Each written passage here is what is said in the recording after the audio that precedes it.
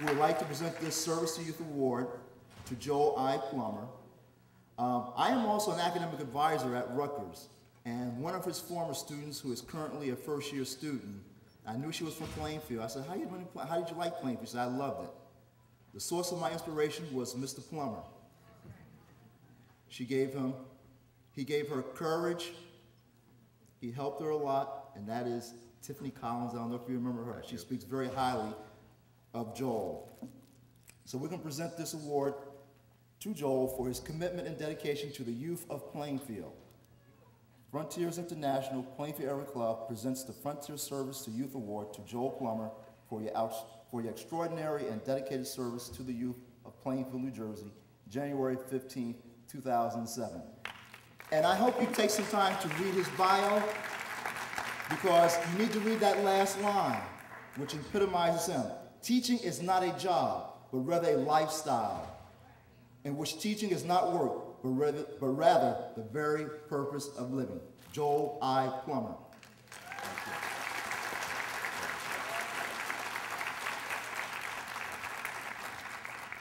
I would like to thank the Frontiers International for honoring me today, and I thank all of you for the warm reception you just gave me.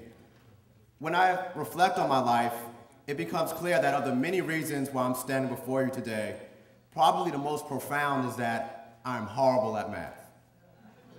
And let me explain. If I took out a piece of paper and made 2 columns and added up all the negative things about working in Plainfield High School, the list would be incredibly large on the negative side. The substandard pay and work conditions that make it utterly impossible to attract and retain the type of quality educators that our kids deserve. The frustration that comes from being expected to create masterpieces of learning in our classroom without being given paint or brushes. The pain that comes from being forced to execute the same recycled failed ideas each time there's a change in leadership. A school culture that seems to place more value on controlling students' physical bodies than on freeing their minds. And the list would go on and on and on. And on the other side of that paper, there would be one thing listed in the positive column. Now, for many teachers, the arithmetic in this problem is very simple, and it generally adds up to good teachers packing their things and leaving in search of less stressful teaching environments where they feel more appreciated. But like I said, I'm really bad at math. See, for me, that one thing on the positive side is greater than the sum of everything on that negative side, no matter how long that list grows. And that one positive thing is that the students at Plainfield High School are the greatest kids in the world to work with.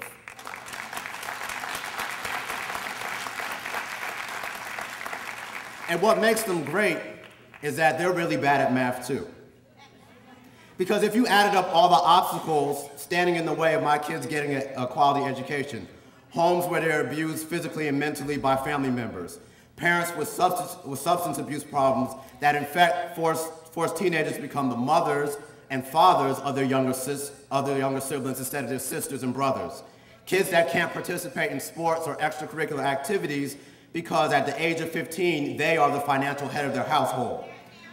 Having access to only a fraction of the facilities, technology, and course offerings as other students across the country, even though you know you're every bit as smart as they are. And all that should add up to a school filled with broken, defeated young people. But instead, they smile, they laugh, and every day they display their intellectual brilliance. As I often say to them, instead of letting the weight of the world crush them, they take it, they pick it up, they put it on their back, and they use it as a tool for exercise, and it makes them stronger. It doesn't add up, but they do it every day and every single year. So I'd be remiss if I didn't come clean and tell you that you made me feel like I was stealing earlier when you applauded me.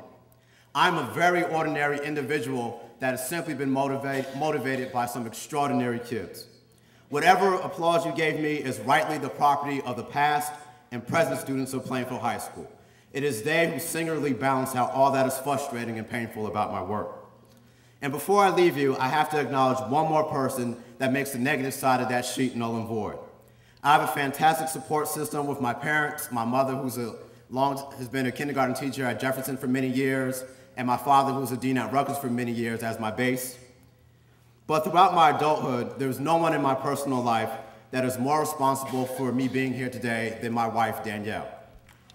who's right here. She would stand up for a second. I always thought the expression that behind every good man is an even better woman to be cliche, but now I understand the wisdom of that statement.